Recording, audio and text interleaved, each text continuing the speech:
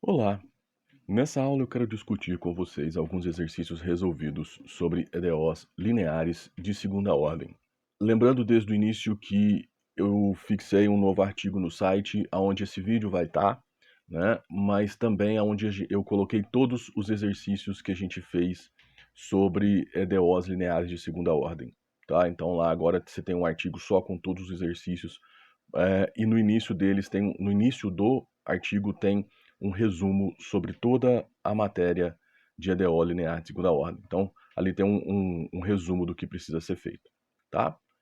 Então, antes de iniciar os exercícios, vamos conversar um pouquinho aqui sobre esse resumo, sobre como a gente ataca uma equação diferencial ordinária de segunda ordem linear, tá bom?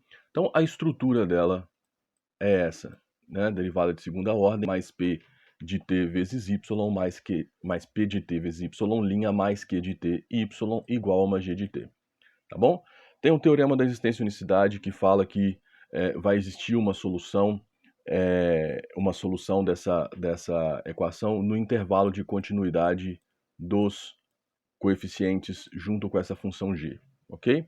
Bom, o mais importante essa solução vai ter uma estrutura bem marcante para nós e bem interessante. Ela vai ser a soma de duas soluções, tá? A primeira a gente vai chamar de YH de t, que é o quê? A solução da equação homogênea associada. O que que significa? Que a equação homogênea associada tem esse g de t igual a zero, tá?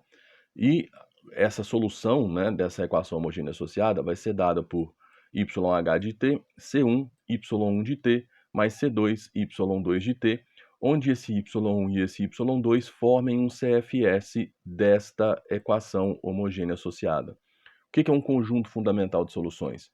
O determinante wronskiano de Y1 e Y2 vai ser diferente de zero para algum t no intervalo de continuidade desses coeficientes, tá bom? Então, com essa solução dessa parte determinada, nós precisamos agora de uma solução particular da equação inteira, tá? Da equação diferencial linear inteira. E aí, essa soma vai te dar a solução geral da equação que você quer resolver, ok? Como que nós vamos encontrar essa YP? Para encontrar YP, nós vamos usar dois métodos. Ou o método dos coeficientes indeterminados, ou o método da variação dos parâmetros. Lembrando que todas as equações que podem ser resolvidas pelo método dos coeficientes indeterminados também pode ser resolvida pelo método da variação dos parâmetros.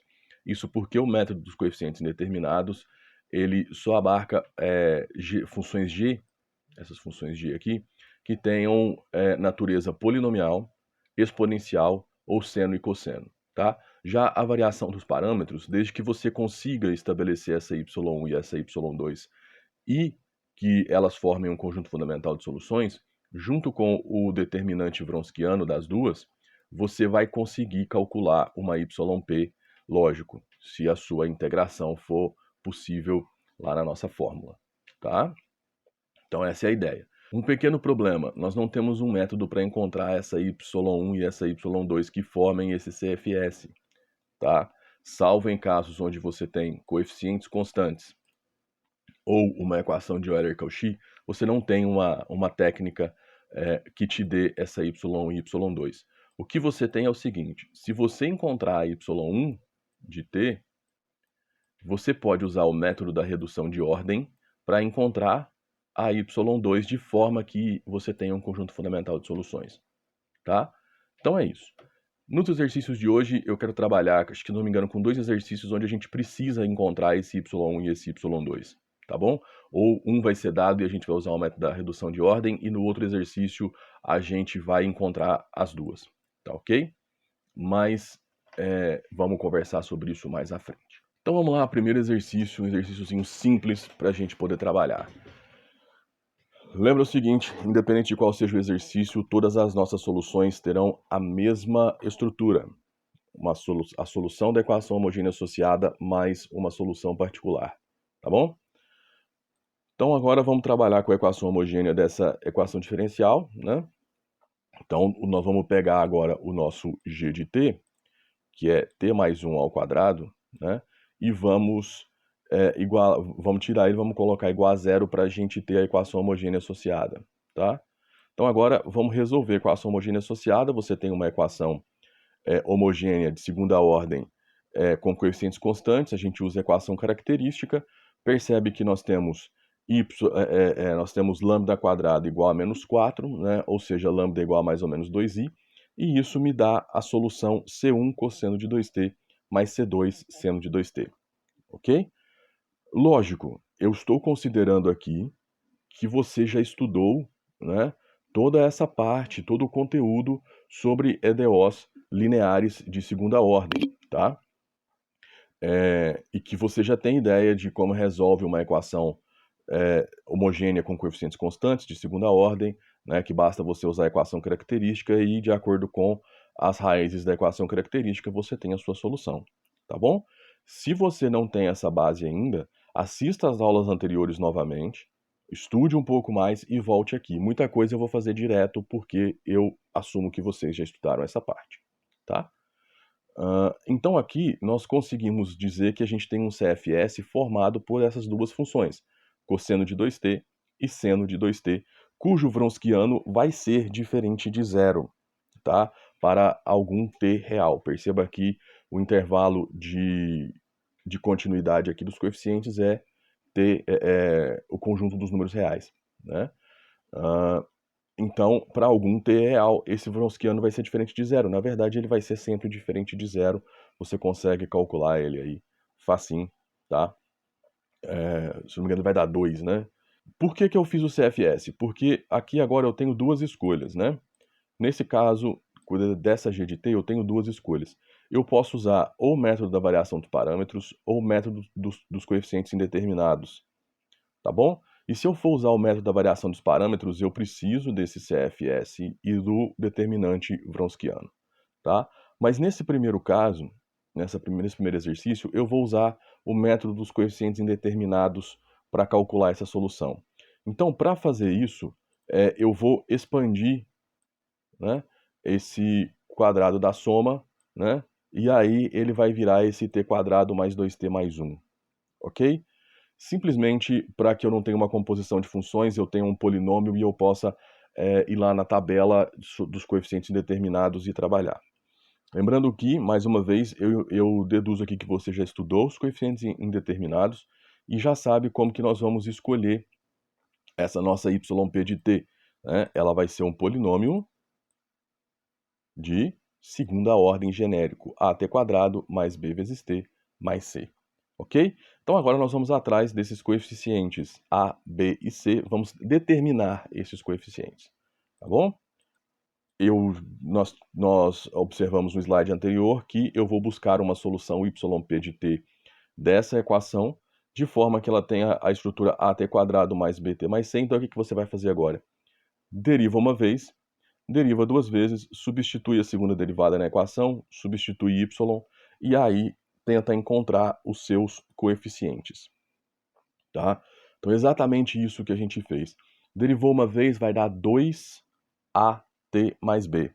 Derivou de novo, você vai ter 2a, né? Da segunda derivada, você vai ter 2a, tá bom? Então, jogou a segunda derivada, que é 2a, jogou a sua solução genérica no lugar da y, e isso tem que ser igual a t quadrado mais 2t mais 1.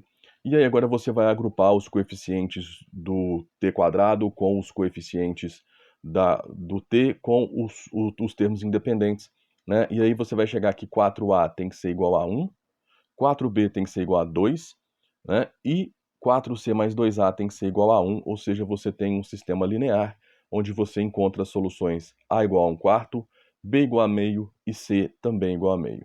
Então agora nós vamos jogar esses valores na nossa solução particular, né?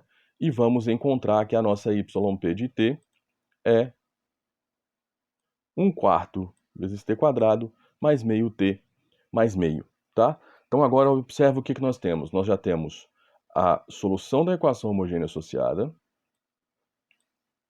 e nós também temos uma solução particular dada pelo método dos coeficientes indeterminados. Ok? O que você vai fazer agora? Você vai somar as duas, né? Nós vamos somar aí as duas soluções para encontrar a y de t, que é a solução geral dessa equação. Tá bom? Então é isso que nós temos no próximo slide, né? Tá aí as duas soluções. A soma das duas me gera a solução geral da equação do meu exercício 1. E aí a gente resolve esse exercício, tá? Exercício 2. Agora nós vamos nos manter ainda no terreno dos coeficientes constantes para a equação homogênea, mas nós vamos complicar um pouquinho aqui a nossa g de t. Então agora nós temos uma função trigonométrica que não é nem seno nem cosseno, é uma cossecante, tá? E aí nós vamos trabalhar então com a equação dessa forma. Novamente a gente vai ter aquela estrutura, encontrar a solução da equação homogênea associada e somar com uma solução particular da EDO inteira, tá? Então aqui, ó, agora, para a gente fazer isso, a gente vai precisar escrever essa equação no que a gente chama de forma padrão. O que é forma padrão? Que o coeficiente da segunda derivada seja igual a 1, tá? Ou seja, eu vou dividir tudo por 4, tá bom? Então aqui, a nossa equação homogênea associada agora é y duas linhas mais 9y igual a 0, tá? O que novamente vai me levar numa equação característica lambda quadrado mais 9, que tem raízes igual a mais ou menos 3i, né? O que nos gera uma solução particular, o que nos gera uma solução dessa equação homogênea associada como C1 cosseno de 3x mais C2 seno de 3x, ok? Bom, então essa primeira metade eu já tenho, já consegui. Agora nós vamos andar então em busca da segunda metade. Para isso, eu vou olhar aqui para a minha função e percebo o seguinte: eu não posso usar o método dos coeficientes indeterminados nesse caso. Por quê? Porque eu não tenho um polinômio, eu não tenho uma exponencial e eu não tenho seno nem cosseno. Então aqui é método da variação dos parâmetros. Então eu preciso lembrar que para usar o método da variação dos parâmetros, eu preciso ter um conjunto fundamental de soluções e o cálculo do meu Wronskiano, tá? Então aqui um conjunto fundamental de soluções da minha equação homogênea associada, a partir dessa solução geral dela, é y1 igual a cosseno de 3x e y2 igual ao seno de 3x. E aí a gente encontra que o determinante Wronskiano nesse caso é 3, tá? Ótimo. Para mim, ele é diferente de zero para todo x, né? Então não tenho nenhum problema aqui, tá? Então agora, com essas ferramentas em mãos, nós vamos usar o método da variação dos parâmetros para encontrar a nossa yp de x, tá? Então aí, só para a gente relembrar, aqui você tem menos y1, tá? Aqui você tem y2, aqui é a g, é g de x, né? Eu sempre confundo. E aqui é o Wronskiano, tá? Aqui y2, aqui y1, aqui a g novamente e aqui o Wronskiano novamente, tá bom? Então agora o meu problema se resume a calcular essas integrais. Perceba que no caso da primeira integral vai ficar bem fácil, porque a cossecante é 1 sobre o seno, tá? Então, você vai ter seno de 3x dividido por seno de 3x vai dar 1, né? Ou seja, 1/3, esse 1/3 você joga multiplicando aqui o cosseno de 3x. Então, essa integral aqui vai ser x, então você já tem a primeira metade da sua solução, tá bom? Agora você precisa integrar essa, né? Essa daqui também é uma integralzinha bem simples de você fazer. Você vai jogar o 1/3 para fora também, e aí você vai ficar com cosseno sobre seno. Você pode usar uma substituição, né? Substitui, faz u igual ao seno de 3x, e aí por uma substituição simples você consegue resolver também essa integralzinha aqui. O importante é que a nossa yp, então, vai ser essa função, né? Usando o método da variação dos parâmetros. Então, basta eu pegar essa yp agora e somar com a minha YH, né? E encontrar aí a minha solução geral dessa EDO nesse caso. Qual o nosso grande problema aqui? A integração, né? A integração geralmente é algo que vocês têm uma certa dificuldade, tá? Mas lembrando que nessa altura do campeonato você já pode usar aí softwares matemáticos, obviamente, para calcular essas integrais, tá bom? Não tem problema nenhum quanto a isso. Então aqui a nossa solução geral, encontrada usando o método da variação dos parâmetros para determinar é, a parte não permanente da nossa equação, tá? Quando eu digo parte não permanente, é o seguinte, observa aqui, se você tiver qualquer g de x aqui,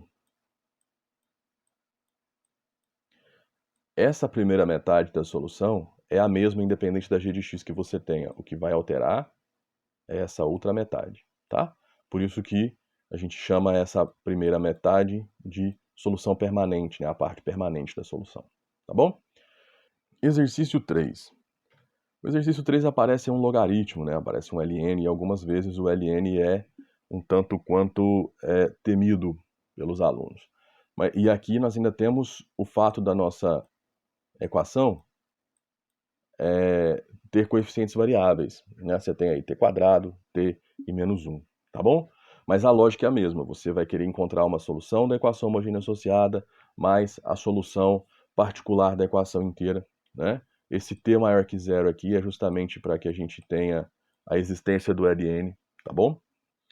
Então vamos trabalhar com o que nós temos. Equação homogênea associada é uma equação de Euler-Cauchy, tá? Se você não estudou equação de Euler-Cauchy, se você não se lembra, né, eu vou passar aqui rapidamente, volta lá, a gente tem uma aula que a gente conversa sobre como resolver equações de Euler-Cauchy, tá bom? Eu vou deixar linkado aqui no final do vídeo também a nossa playlist sobre EDOs lineares de segunda ordem, onde estão todas as aulas, tá? Mas aqui você tem uma equação de Euler-Cauchy. Se você não se lembra como resolve, aconselho você a dar pause nesse vídeo, vai lá, assiste a aula de Euler-Cauchy, ou vai no nosso artigo também, que está linkado aí, para você ver como que se resolve. Porque a equação de Euler-Cauchy, ela também tem uma equação característica, tá? Mas a equação característica dela é diferente da equação característica lá das equações que têm coeficientes constantes, tá bom? Então, a equação característica dessa equação de Euler-Cauchy é r quadrado menos 1, tá? O que vai me levar, então, em r igual a mais ou menos 1, porque você vai passar o menos 1 para cá, ele vem positivo, tira a raiz, fica mais ou menos 1, tá bom? Então, a nossa solução da equação homogênea associada vai ser C1 vezes T, mais C2, que multiplica T elevado a menos 1, tá? Como ela é uma equação de Euler-Cauchy, esse método já me dá o conjunto fundamental de soluções. Ah, por que eu vou precisar de um conjunto fundamental de soluções? Porque para resolver essa equação eu obrigatoriamente vou ter que usar o método da variação dos parâmetros. Eu não tenho escolha. Por que eu não tenho escolha? Método dos coeficientes indeterminados só se aplica quando você tem coeficientes constantes e aqui você tem funções contínuas em todo o conjunto dos números reais. Só nesses casos, tá? Quando alguma dessas condições é contrariada, você tem que usar a variação dos parâmetros, tá bom? Aqui a equação de Euler-Cauchy ela já me dá um conjunto fundamental de soluções, né? Essas duas soluções aqui já são o meu CFS, tá? E aí basta eu calcular o meu determinante wronskiano, que nesse caso é menos 2t elevado a menos 1, tá? Que é diferente de zero para algum t no intervalo de continuidade aqui da minha solução, tá? Lembrando que esse intervalo de continuidade é t maior que zero, porque eu preciso que esse também seja garantido, então nesse intervalo aqui nunca é igual a zero, mas bastaria que não fosse para algum t, tá bom? Então vamos continuar aqui. Então agora nós vamos usar o método da variação dos parâmetros. Novamente nós vamos trabalhar aí com o que nós temos, né? Então vamos usar aquela formulazinha da variação dos parâmetros para que essa integral me dê essa solução particular, tá? Não vou entrar aqui nos méritos novamente y1, y2 e tal, onde está o wronskiano, porque aqui eu já tenho as minhas integrais simplificadas, tá? Então perceba que aqui eu vou ter uma integral do ln, que é tabelada, né? Se você não se lembra, A gente tem uma tabela muito boa sobre integrações também no site, vou deixar linkado aí, baixo para vocês, né? E aqui também você consegue resolver tranquilamente, usando aí integração por partes, você consegue resolver tranquilamente, tá? O mais importante é que a nossa YP de t, então, nesse caso, vai ser dado por essa relação aqui entre polinômios e o logaritmo, tá? Se você quiser, você pode colocar o t quadrado em evidência aqui, juntar e refinar um pouco mais, mas eu vou deixar do jeito que tá. Tá bom? Então agora para solucionar essa equação, basta você somar as duas soluções que você encontrou. A solução da parte homogênea, da equação homogênea associada, e a solução particular da equação toda encontrada usando o método da variação dos parâmetros. Exercício 4. Vamos lá, agora a coisa ficou um pouco mais complexa, né? Perceba que nós temos aí uma equação linear de segunda ordem, né? Onde os nossos coeficientes, dois deles, são variáveis, eles dependem da variável x, ou seja, eles não são constantes. Mas eu também não tenho uma equação de Euler-Cauchy. Por que eu não tenho uma equação de Euler-Cauchy? Primeiro por causa desses dois termos aqui, né? E depois por causa desse termo. Eu não tenho uma equação equipotencial. Então nós vamos buscar uma solução dessa equação, sabendo que eu preciso ter duas soluções particulares dela que formem um conjunto fundamental de soluções. Se eu encontrar essas duas soluções particulares que formem o CFS, basta eu escrever como combinação linear, né, a minha solução geral dessa equação. O problema é, eu não tenho método. Eu não tenho um método que me dá essa solução. Eu vou ter que tirar essa solução de algum lugar, tá? E aí nós vamos usar um pouco de experiência matemática para calcular isso. Como eu tinha dito antes, essa equação é homogênea, porém não tem coeficientes constantes, não se encaixa no MDO de Euler-Cauchy, tá? E nós precisamos encontrar uma solução particular diferente da solução trivial, tá bom? O que é a solução trivial? Toda solução homogênea, ela tem uma solução de cara. Nesse caso aqui seria y de x igual a zero, tá? Porque aí, primeira derivada é zero, segunda derivada é zero, substitui aqui por zero e aqui por zero, você tem uma soma de zeros que dá zero. Então nós queremos agora uma solução particular que não seja a solução trivial, tá? Bom, qual vai ser a minha ideia? Eu vou tentar encontrar uma solução particular, e aí a gente tem duas opções. A partir dessa solução particular que eu encontrei, usar o método da redução de ordem e encontrar uma outra solução particular que forme um conjunto fundamental de soluções, ou você também pode tentar encontrar uma outra solução particular a partir da mesma ideia que você encontrou a primeira. Só que aí você vai ter que testar para ver se ela realmente é um CFS, se ela forma um CFS com a primeira solução. Olhando para os coeficientes, a gente vai tentar encontrar uma solução particular polinomial, né? Ah, pode ser que eu tenha uma solução particular que não seja polinomial? Claro que pode. Só que olha bem, você tem aqui um polinômio de grau 2, um polinômio de grau 1 e uma constante.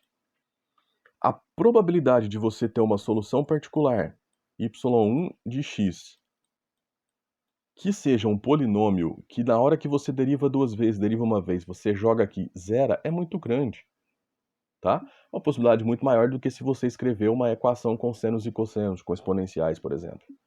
É possível? Muito possível. Mas nós vamos partir sempre das premissas mais simples. Qual é a minha premissa mais simples? Vamos tentar uma solução polinomial porque os coeficientes possuem natureza polinomial, tá? E nessa lógica mais simples, nós vamos pensar no polinômio mais simples. Nós vamos primeiro pensar numa constante, tá?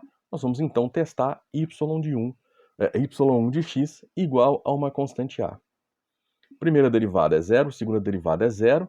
A hora que a gente substituir na equação, vai zerar, eu vou ficar com menos 2a igual a zero. Então, nesse caso, o a tem que ser zero. Bom, então para que eu tenha uma solução particular que é constante, ela precisa ser a solução trivial. Só que eu quero uma solução particular diferente da trivial. Então essa não me serve. Então, constante eu não vou ter. Então eu vou subir um nível. Qual é o nível de cima?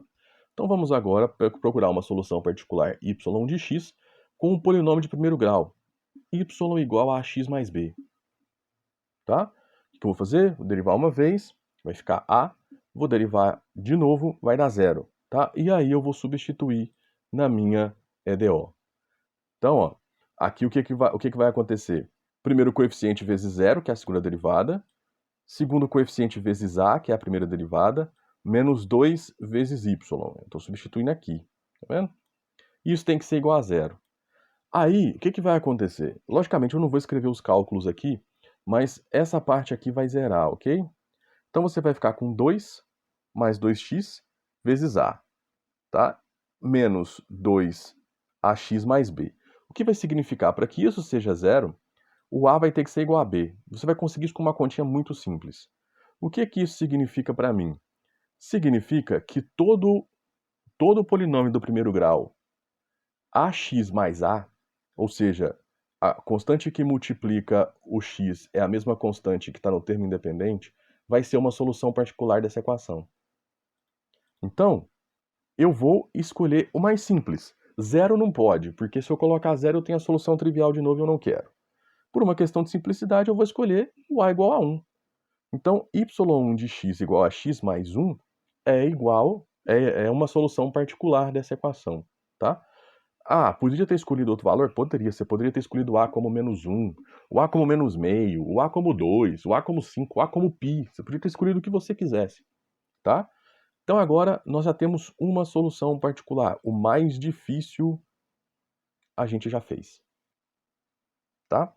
Agora eu preciso encontrar uma outra solução particular que forme um conjunto fundamental de soluções dessa equação. Agora eu tenho duas possibilidades. A primeira, método da redução de ordem. A segunda, continuar nessa busca empírica por uma outra y2. Tá bom? Qual será a nossa escolha nesse momento? Bom, eu vou usar o método da redução de ordem, tá bom? Então, o que o método da redução de ordem nos diz? O método da redução de ordem vai usar um dos coeficientes da sua equação mais a y1 que você encontrou para te dar uma outra solução particular y2 que forme um CFS dessa equação homogênea. Só que para usar o método da redução de ordem, eu vou precisar reescrever essa equação, porque para usar o método da redução de ordem, o coeficiente da segunda derivada tem que ser 1. Tá? Então eu vou dividir toda a minha equação pelo coeficiente que está multiplicando aqui a nossa segunda derivada. Então eu vou ficar com uma nova equação, né, onde eu tenho agora um coeficiente que multiplica a primeira derivada e o coeficiente que multiplica y dividido por 1 menos 2x menos x quadrado. E para mim é muito importante lembrar, nomear esse coeficiente da primeira derivada como p de x, porque ele vai ter uma importância muito grande aqui na minha para eu encontrar a minha segunda solução particular na hora que eu vier calcular esse termo, tá? Então vamos lá, vamos devagar. A minha segunda solução particular vai ser encontrada a partir da primeira, né? Aonde ela vai ser, essa nova solução particular vai ser a primeira multiplicada pela integral de u de x, tá? Então no nosso caso vai ser x mais 1 vezes a integral de u de x dx. Aonde esse u de x é esse termo aqui, ó. Você vai integrar esse p, multiplicar por menos 1, colocar numa exponencial e dividir pela solução particular que você encontrou anteriormente ao quadrado. Tá? Vamos encontrar esse u de x? Bom, vamos lá então. Nosso u de x, olhando a fórmula, você vai encontrar que o seu u de x é exatamente esse termo. Então, o que nós temos? Agora, nós vamos pegar esse u de x que eu encontrei. Não entrei em detalhes desse cálculo desse u de x, porque é integração e divisão por um polinômio ao quadrado. Me interessa, então, que agora esse u de x que eu encontrei, eu vou jogar aqui nessa integral, tá? E depois multiplicar por x mais 1, tá ok? Então, é exatamente isso que a gente tem, ó. Joguei o meu u de x na integral, né? Deu esse valor, multiplico por x mais 1, vou encontrar que a minha segunda solução é menos x quadrado menos x menos 2. O que me dá a seguinte ideia. Lembra que antes, para encontrar x mais 1, eu procurei uma solução que fosse um polinômio de grau 1. Se eu usasse a mesma técnica para tentar encontrar um polinômio de grau 2, muito provavelmente eu iria encontrar um polinômio de grau 2 muito parecido com esse, tá? Talvez eu encontrasse x ao quadrado mais x mais 2, tá? Mas eu iria encontrar um polinômio muito parecido com esse também, tá bom? Então é uma outra ideia que você pode usar. Mas aqui para nós o importante é que encontramos a segunda solução, né, dada por um polinômio de grau 2, tá? E aí, como eu usei o método da redução de ordem, eu sei que ele forma um conjunto fundamental de soluções com a y1. Então, a minha solução geral nesse caso é C1, que multiplica x mais 1, menos C2, que multiplica x ao quadrado mais x mais 2. Ok? Agora, algo interessante de você observar é o seguinte. Se você tiver uma funçãozinha g de x aqui no lugar desse zero, né, a solução da equação homogênea associada vai ser sempre essa. Agora você usaria, você calcularia o Wronskiano dessas duas soluções y1 e y2, né, e usaria o método da variação dos parâmetros para encontrar a sua yp de x, né, que é uma solução particular da equação com a g de x, tá bom? A grande dificuldade que você teria seria resolver essa equação homogênea associada, tá? Então, o método da redução de ordem se aplica a equações homogêneas, tá ok? Bom, então agora vamos lá. Exercício 5, último exercício. Perceba que ele se parece muito com o exercício anterior, né? Nós temos aqui coeficientes variáveis novamente, só que agora nós temos uma g de t, que é uma função, um polinômio de grau 2, tá bom? Então nós vamos agora usar a mesma ideia. Solução da equação homogênea associada mais solução particular da equação inteira, tá? Bom, como a equação homogênea associada não tem coeficientes constantes, a gente tem que encontrar soluções particulares que formam CFS para eu poder usar o método da variação dos parâmetros, tá? Por que eu vou ter que usar o método da variação dos parâmetros? Porque apesar da minha g de t ser um polinômio de grau 2, os meus coeficientes são variáveis e eu não posso usar coeficientes indeterminados, método dos coeficientes indeterminados, quando a minha equação tem coeficientes variáveis, tá? Bom, então, para isso, nós vamos reescrever a equação homogênea associada agora de uma outra forma. Olha só o que a gente está fazendo. No exercício anterior, nós reescrevemos a equação, né, a equação inteira, para que eu pudesse usar o método da redução de ordem, eu precisei que o coeficiente da segunda derivada fosse igual a 1. Olha o que eu estou fazendo agora. Para que eu consiga achar um conjunto fundamental de soluções da equação homogênea associada, ou seja, essa parte igual a zero, né? Ou seja, essa equação, eu vou reescrevê-la agora multiplicando toda a minha equação por esse quociente que é o mesmo nos dois coeficientes, tá? E aí eu vou obter essa nova equação aqui, tá bom? Por que eu vou fazer isso? Essa minha equação homogênea, ela não é nem de Euler-Cauchy, nem uma equação com coeficientes constantes. Então eu vou ter que usar a mesma ideia que eu usei no exercício 4. Tá? Eu vou ter que buscar empiricamente uma solução particular. E aí depois eu posso escolher se eu uso o método da redução de ordem ou se eu continuo buscando empiricamente a minha solução. Tá bom? E isso é mais fácil de fazer quando você tem uma equação nessa estrutura e não nessa estrutura. Observe que aqui, mesmo quando você multiplica, você não tem uma equação de Euler-Cauchy, né? Porque apesar de aqui o monômio ter a mesma potência da primeira derivada, nesse caso desse coeficiente que multiplica a segunda derivada, você não tem um monômio. Apesar de você ter t ao quadrado junto com a segunda derivada, você não tem um monômio. E isso descaracteriza essa equação como uma equação de Euler-Cauchy, tá? Então vamos lá, agora nós vamos fazer a mesma coisa.